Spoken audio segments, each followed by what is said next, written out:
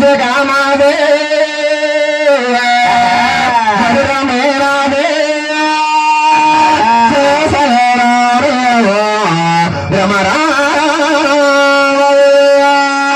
అమ్మ పరమేశ్వరి అఖిలాండేశ్వరి ఆది పరాశక్తి పాలయమా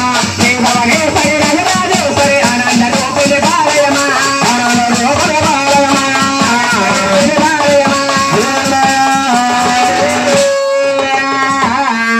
అమ్మవారిని కూర్చోబెట్టిదాకా ఎవరు కూడా కూర్చోవాలి